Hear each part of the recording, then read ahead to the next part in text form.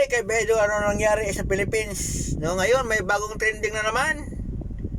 Yung magkasawa ba yun?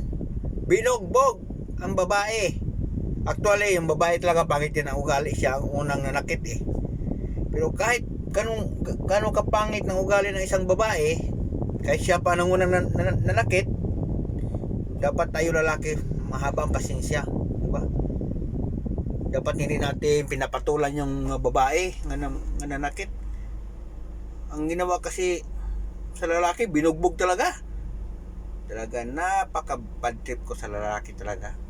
Although pangit ang ugali ng isang babae din nga na nangunang nanakit, kasi nakita naman sa video nga siya talaga ang unang nanapak sa lalaki, di ba? Pero bilang lalaki dapat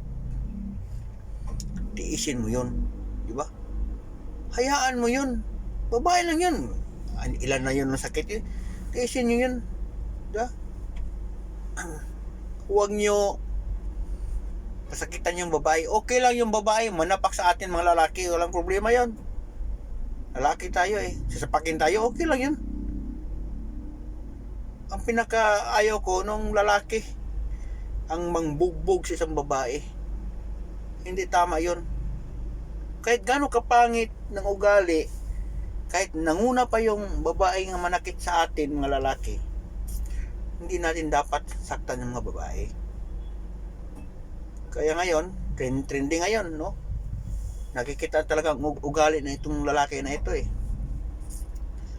Nung magjowa pa kayo o hindi pa kayo magjowa, suyo-suyo, no? Nung nangligaw pa, ngayon nga nag-asawa na, binugbog mo na.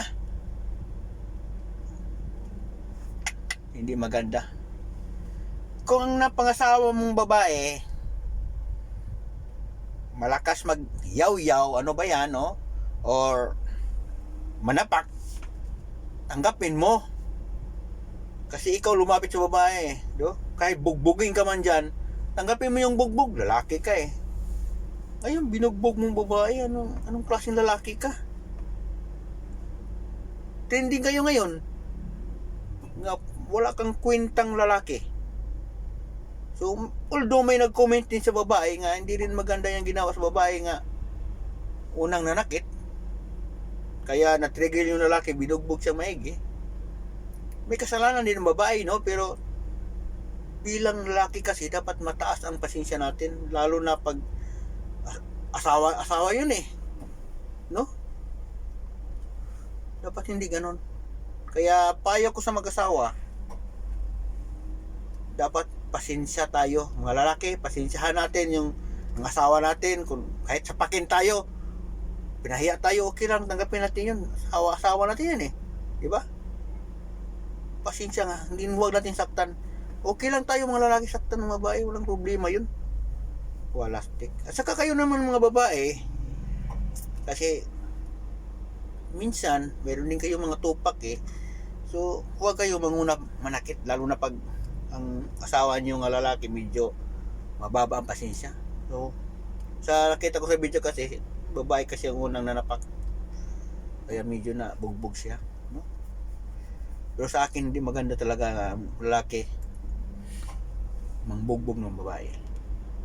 Pangit yun talaga. O kahit sino naman siguro, hindi sangayon sa ginawa sa lalaki nga bugbugin yung babae talaga. Ay nako talaga, ano nangyari sa Philippines?